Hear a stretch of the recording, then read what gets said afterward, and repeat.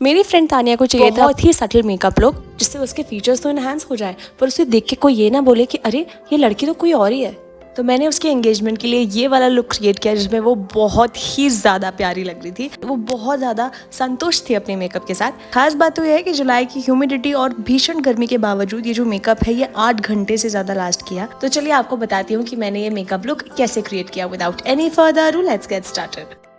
According to my instructions Tania ने अपनी skin पर ऑलरेडी फिट करी अप्लाई कर ली थी, फेस पे आइस की एप्लीकेशन करी थी और फिर उसके बाद उसने अपना सीरम लगाया। बहुत ज़्यादा गर्मी और उमस थी और ऊपर से तानिया की स्किन भी बहुत ज़्यादा ऑयली है। सो बिकॉज ऑफ दैट यहाँ पर हमने कोई मॉइस्चराइजर हैवी यूज़ नहीं किया क्योंकि हमने मॉइस्चर को बिल्कुल लाइट रखने के लिए उसका सीरम ही अप्लाई किया था। और फिर उसके बाद मैंने अप्लाई किया है यहाँ पर रिकोड का प्राइमर और काफ़ी अच्छा वर्क करता है in filling up the pores. अब क्योंकि स्किन ऑयली है और बहुत ज़्यादा ऑयल आ सकता है तो फिर मेकअप जो है ज़्यादा लॉन्ग लास्टिंग नहीं रहता है। तो उस चीज़ को टैकल करने के लिए यहाँ पर मैंने एक टेक्निक का इस्तेमाल किया है जो कि मैं आपको थोड़ी देर में दिखाने वाली हूँ। तो यहाँ तक तो एवरीथिंग वाज नॉर्मल, जैसे नॉर्मली यूज़ होता है सब कुछ मैंने उसी तरीके से यूज़ किया है। लेकिन अब मैं यूज़ कर रही हूँ यहाँ पर एक proper 24 hour setting spray pack का ऑन द स्किन और उसके बाद मैं इस मिनी फ़ैन की मदद से उसे ड्राई कर रही हूँ। यूजुअली सेटिंग स्प्रे हम तब यूज़ करते हैं जब मेकअप कंप्लीट हो जाता है, पर यहाँ पर लॉन्ग लास्टिंग बेस क्रिएट करने के लिए मैंने बेस होने से पहले ही इस्तेमाल किया है ताकि जो स्किन है वो अच्छे से ग्रिप कर सके फाउंडेशन को और मेकअप लॉन्ग लास्टिंग हो गर्मी और ऑयली स्किन के बावजूद। और सबसे यूनिक पार्ट तो अब आता है। यूजुअली पाउडर हम तब यूज़ करते हैं ना जब हम फाउंडेशन अप्लाई कर लेते हैं, लेकिन यहाँ पर मैंने सेटिंग स्प्रे लगाने के बाद सीधा पाउडर एप्लीकेशन करी है ताकि जो बेस है वो थोड़ा सा ऑयल प्रूफ हो जाए, ऑयल का ज़्यादा इम्पैक्ट ना पड़े। अगर हम एक लेयर पाउडर की दे देंगे ना तो उस तरीके से क्या होगा, जो भी ऑयल आएगा स्किन पे वो अब्जॉर्ब हो जाएगा और फाउंडेशन जल्दी हिलेगा नहीं अपनी जगह से। लेकिन इसको करने का भी एक तरीका है, आपको बहुत सारा पाउडर नहीं अप्लाई करना है। उसके बाद थोड़ा सा स्किन को टाइम देने के बाद यहाँ पर मैं मिक्सिंग कर रही हूँ अपने फाउंडेशन की। तो फाउंडेशन के लिए मैंने यूज़ किया है LA गर्ल का फाउंडेशन और उसमें मैंने ऐड किया है थोड़ा सा setting spray, 2 pumps of setting spray. उसके बाद ये वाली मैजिक ड्रॉप्स जो हमारे मेकअप को बिल्कुल लॉन्ग लास्टिंग बना देगी। This is from pack. तो बेसिकली मैंने लिया है LA गर्ल का फाउंडेशन और सेटिंग स्प्रे और उसमें मैंने ऐड की है पैक की ये ड्रॉप जो कि हमारे बेस को बहुत लॉन्ग लास्टिंग बना देगी। और बेस एप्लीकेशन के लिए मैंने यूज़ किया है एक स्टिपलिंग ब्रश। वैसे तो मैंने वीडियो को फास्ट किया है बट वैसे भी मेरे जो हैंड का मूवमेंट था वो काफ़ी फास्ट था ताकि कहीं भी स्ट्रीकी पैची ना रहे। बहुत जल्दी जल्दी जो है फाउंडेशन सेट होने से पहले ही अच्छे से ब्लेंड हो जाए, स्किन पे अप्लाई हो जाए। और वैसे एक ही बार में सारा अप्लाई नहीं करूँगी, मैंने ब्रश में थोड़ा सा लिया है और लेयर बाय लेयर मैं इसे अप्लाई करूँगी। पहले जो थोड़ा सा फाउंडेशन है उसे पूरी तरह फेस पे स्प्रेड करूँगी, अच्छे से ब्लेंड करूँगी। उसके बाद बाकी का फाउंडेशन मैंने अप्लाई किया। इस तरह से क्या होता है ना, आपका फेस केकी नहीं लगता है, आपका फेस बहुत ज़्यादा नेचुरल लगेगा। और अगर आप स्टिपलिंग ब्रश को अच्छे से यूज़ करो ना तो बेस बहुत ज़्यादा सीमलेस सा लगता है, बहुत नेचुरल लगता है। और मेरी हमेशा कोशिश रहती है कि बेस चाहे हल्का लगाओ या ज़्यादा लगाओ, हमेशा स्किन लगनी चाहिए स्किन लाइक, बहुत ज़्यादा एक्स्ट्रा लेयरिंग नहीं लगनी चाहिए स्किन के ऊपर। ये मेरा मोटिव रहता है जब भी मैं किसी के ऊपर बेस करती हूँ या किसी का मेकअप करती हूँ।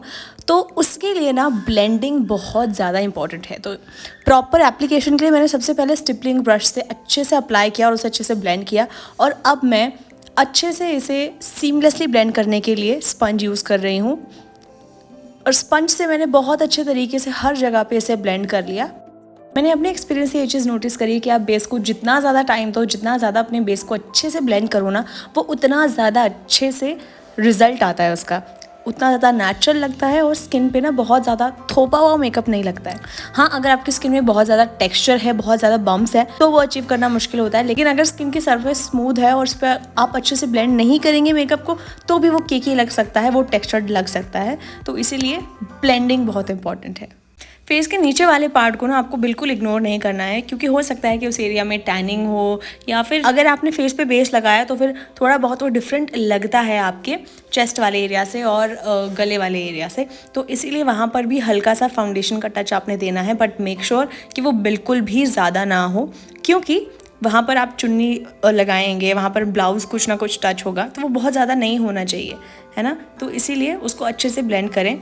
अब यहाँ पर मैंने कंसीलर यूज़ किया है स्विस ब्यूटी का और इस छोटे वाले पफ के साथ मैं इसे अच्छे से ब्लेंड कर रही हूँ।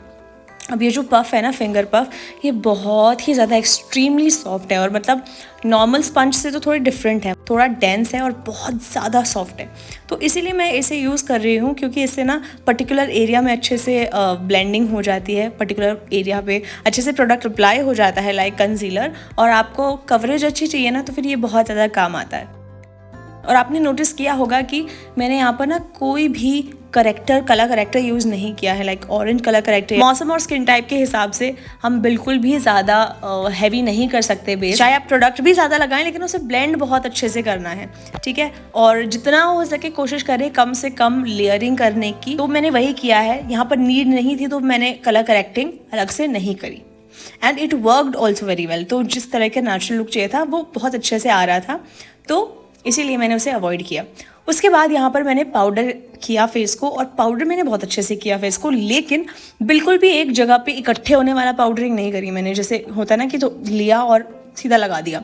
आपको अच्छे से पहले अपने हैंड पे स्प्रेड करना है पाउडर, और फिर उसे अपने पाउडर पफ पे बहुत अच्छे से स्प्रेड करना है, ताकि इवनली स्प्रेड हो जाए और कम प्रोडक्ट आए आपके पफ में। ऐसा ना हो कि एक ही बार में बहुत ज़्यादा लग रहा है, क्योंकि उससे क्या होगा ना, ड्राई पैचेस बन सकते हैं ना। और इस बेस को सेट करने के लिए मैंने यहाँ पर स्प्रे किया है हमारा 24 आवर्स पैक का सेटिंग स्प्रे।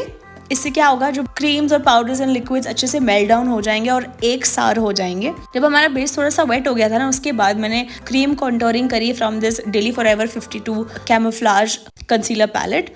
इस कंसीलर पैलेट में काफ़ी सारे शेड्स हैं। इस कंसीलर पैलेट में से मैंने एक कॉन्टोरिंग शेड उठाया जो कि बहुत ज़्यादा डार्क नहीं था, ऑफ कोर्स, बिकॉज कॉन्टोरिंग भी हमें बहुत लाइट रखनी थी, क्योंकि नेचुरल लुक में बहुत ज़्यादा हम ज़्यादा कॉन्टोरिंग नहीं करते हैं। तो इसीलिए मैंने एक हल्के कलर से फेस को थोड़ा सा टोन करने के लिए कॉन्टोर किया और उसे बहुत अच्छे से ब्लेंड कर दिया। हमारा बेस अब सेट हो रहा है और अब बारी है आई मेकअप करने की। तो मैंने अपने फिंगर पफ पे लिया थोड़ा सा फाउंडेशन और उसे अप्लाई किया ऑन द आईलिड। बेस लगाने के बाद उसके बाद मैंने लिया ब्रश में थोड़ा सा पाउडर और पाउडर से सेट कर दिया जो मैंने बेस क्रिएट किया है।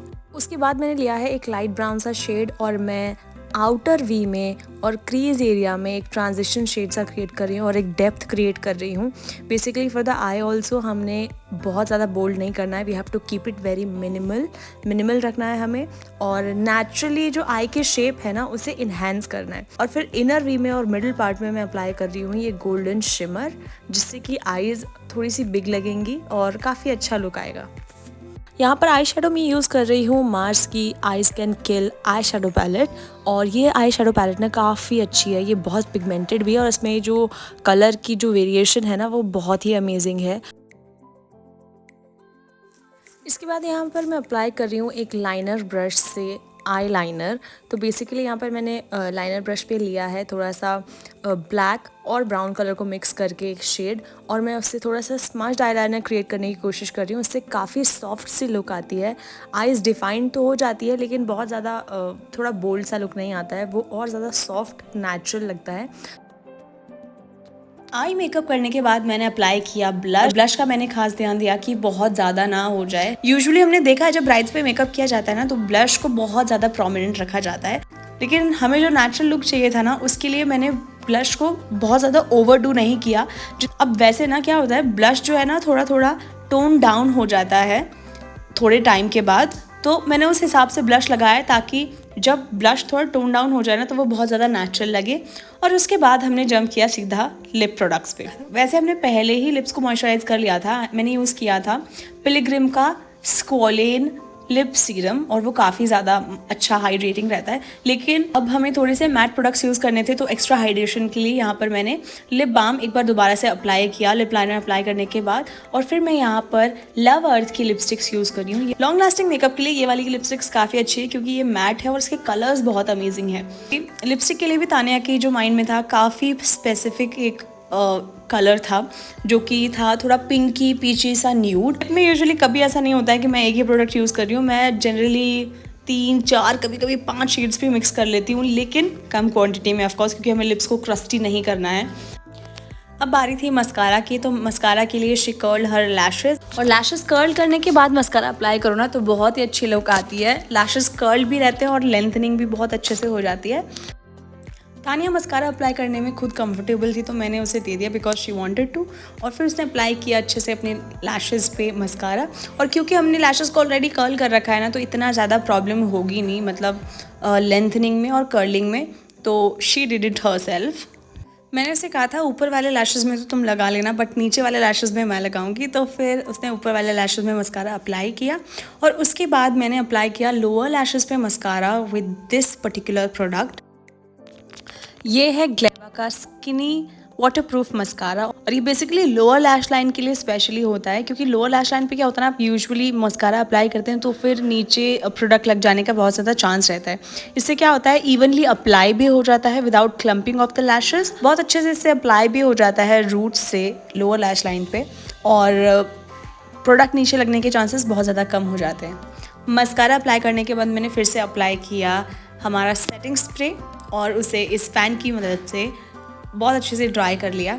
अच्छा, अब टाइम हो रहा था और हमें हेयर भी कंप्लीट करना था, तो अब मैंने मूव ऑन कर लिया हेयर की तरफ। कुछ चीज़ें हमने पूरा लुक कंप्लीट होने के बाद करी, जैसे कि आई ब्राउज और जो आई लाइनर है उसमें थोड़ा सा विंग क्रिएट किया था और लिप के कलर को हल्का सा और न्यूड किया था, and that was about it. ये लुक कंप्लीट हो गया था and I was very satisfied. Main thing is oily skin होने के बावजूद, हवन की अग्नि के सामने बैठने के बावजूद, धूप में फोटोशूट कराने के बावजूद और इतनी उमस होने के बावजूद, जो कि सबसे इंपॉर्टेंट चीज़ है। आई होप आप लोग जो भी ये वीडियो देख रहे हैं ना, उनके लिए काफ़ी हेल्पफुल रही होगी ये वीडियो। और अगर आप ऐसी और वीडियो देखना चाहते हैं then let me know in the comment section below. See in the next video, till then bye bye.